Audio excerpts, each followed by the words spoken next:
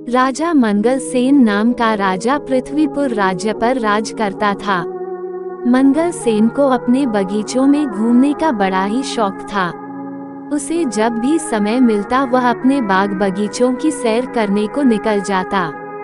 प्रकृति के बीच में समय गुजारना उसे बड़ा ही अच्छा लगता था।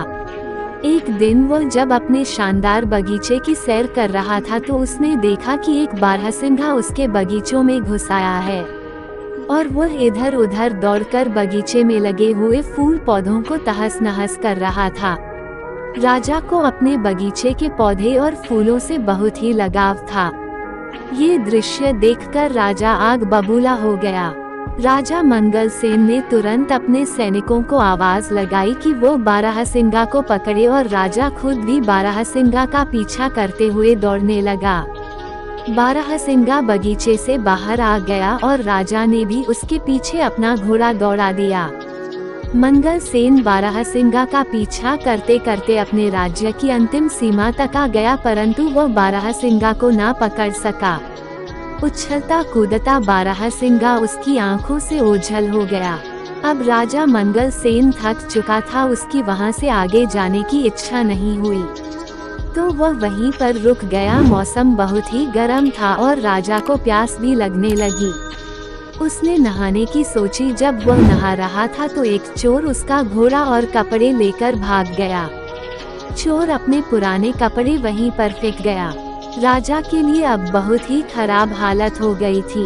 अब वो क्या करता कि अपने महल में वो वापस कैसे लौटे, क्योंकि बिना घोड़े और बिना कपड़ों के लोग उसकी हंसी उड़ाएंगे।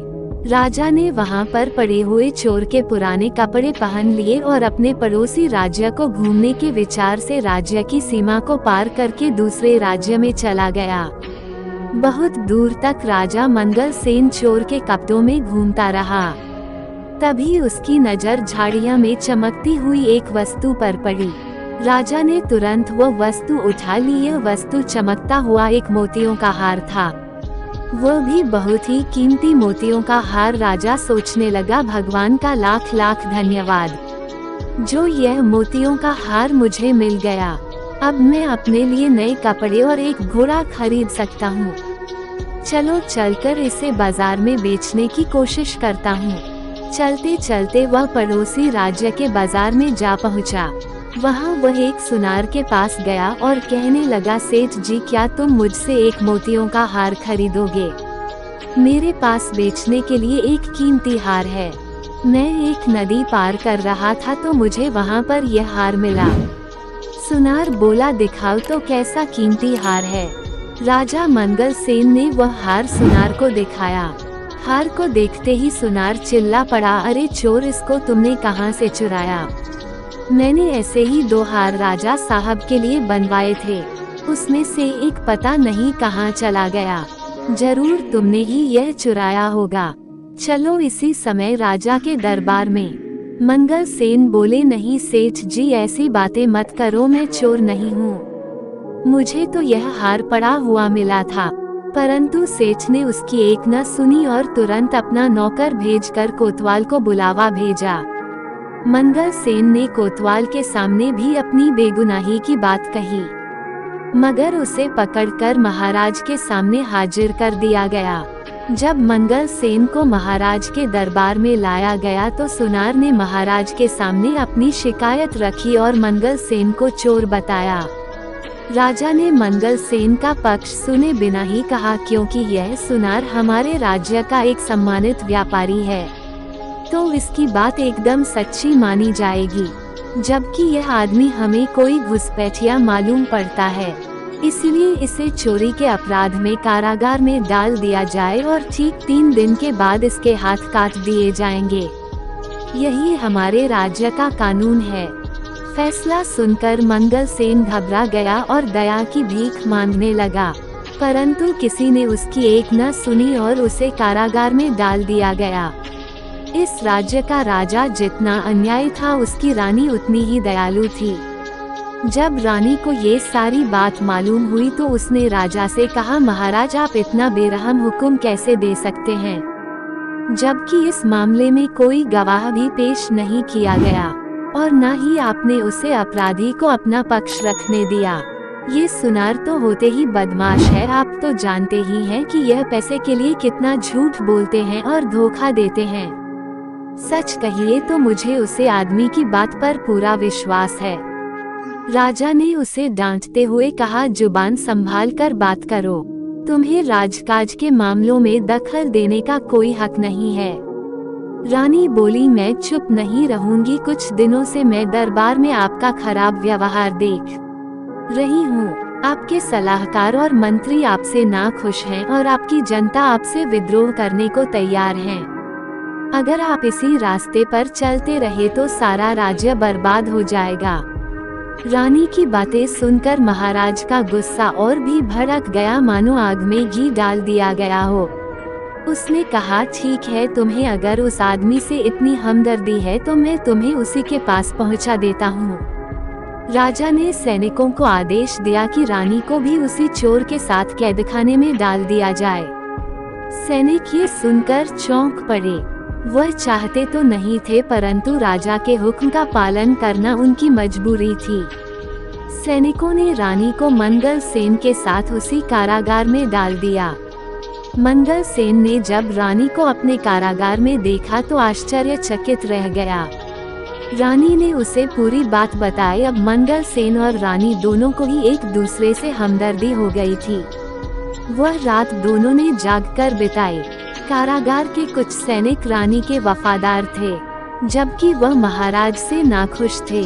अगली रात रानी अपने वफादार सैनिकों की मदद से मंगल सेन के साथ लेकर कारागार से फरार हो गई।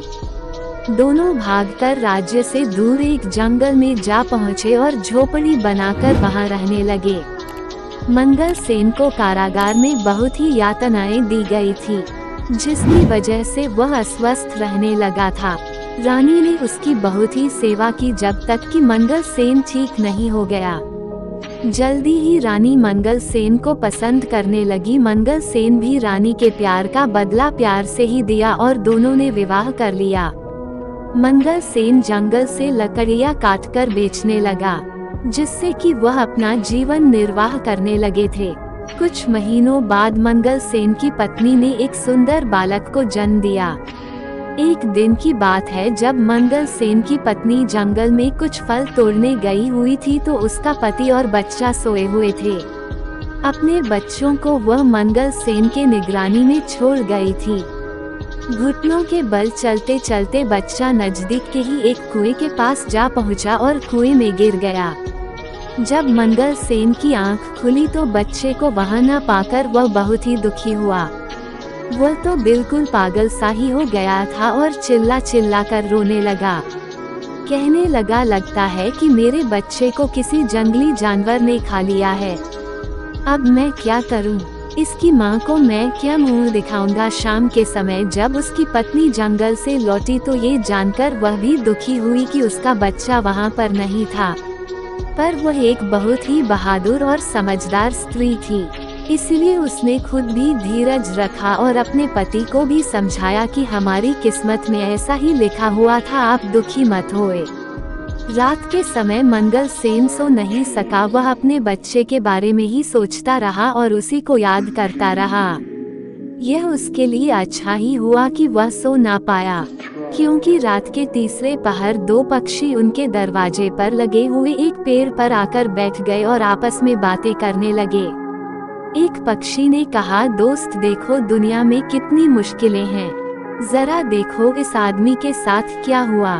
इसको अपना देश छोड़ना पड़ा और बेचारा दूसरे देश में भिखारी की तरह रह रहा है, जहां उसकी बड़ी अन्यायपूर्ण ढंग से सजा दी गई और अब यह अपने सुंदर से बेटे के दुख में परेशान भी है। इसका बेटा कल दोपहर से ही इस कुएं में गिर गया था। दूसरा पक्षी बोला, इन बेचारे लोगों को क्या क्या परेशानियां उठानी पड़ी। क्या इनके लिए कुछ किया नहीं जा सकता?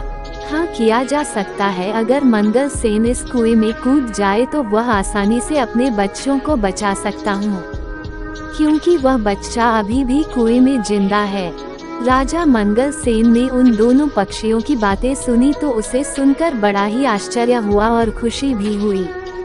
जैसे ही सुबह हुई उसने अपनी पत्नी को जगाया और उसे रात वाली बात बताई और उसकी सलाह मांगी। रानी बोली, आप पक्षियों की बात मानकर कुएं में कूदने जा रहे हैं। राजा उसी समय कुएं में कूद गया और उसने अपने बच्चों की जान बचा ली। इस घटना के कुछ दिनों बाद जब मंगल सेन और रानी सो रहे थे तो अचानक कुछ आवाज सुनकर वे चौंक गए। बाहर देखा तो कुछ सैनिकों ने उन्हें घेर रखा था। वो भय के मारे कांपने लगे कि शत्रु राजा ने उन्हें फिर से पकड़ने के लिए सैनिक भेजे हैं। परंतु तभी मंगल सेन का एक पुराना मंत्री उसके सामने आया और अपने राजा को प्रणाम करते हुए कहा, महाराज, आखिर हमने आपको ढूंढ ही लिया। उसे देखकर मंगल सेन बहुत ही खुश हुआ। तब मंत्री ने बताया कि उसने अपने गुप्तचरों की सहायता से मंगल सेन को ढूंढने में सफलता पाया है। उसने ये भी बताया कि उसके राज्य की जनता बेसब्री से मंगल सेन का इंतजार कर रही है। अब राजा अपनी पत्नी और बच्चे के साथ अपने राज्य वापस चला गया। मंगल सेन फिर से अपनी राजगद्दी पर बैठ गया और पहले की तरह ही राज करने लगा। गद्दी पर बैठते ही मंगल सेन सबसे पहले ये काम किया। उसने अपनी सेना को लेकर उस राजा के ऊपर चढ़ाई कर दी जिसने उसके साथ बुरा व्यवहार किया था। इस युद्ध में मंगल सेन जीत गया और वो दूसरा राजा हार गया। शत्रु राजा मंगल सेन से दया की भीख मांगने लगा। शत्रु राजा ने बताया कि इन दुष्ट सुनार की वजह से उसने मंगल सेन के साथ ऐसा व्यवहार किया था। अब वो उसको जाते ही सजा देगा। शत्रु राजा को गिड़गिड़ाता हुआ देखकर मंगल सेन को उस पर दया आ गई। मंगल सेन ने उसे माफ कर दिया और उसे छोड़ दिया। उसके बाद सारे राज्य में शांति और खुशहाली फैल गई। मंगल सेन अब अपनी पत्नी और बच्चे के साथ एक खुशहाल जीवन बिताने लगा। सारी प्रजा अपने राजा के साथ साथ नई रानी और उसके बच्चे को पाकर भी बहुत प्रसन्न थे। आपको ये शाबाश कहानियाँ कैसी लगी, ये आप हमें कमेंट करके बता सकते हैं। आगे भी हम ऐसे ही मजेदार कहानियाँ आपके लिए लेकर आते रहेंगे, इसलिए हमारे चैनल को सब्सक्राइब करें।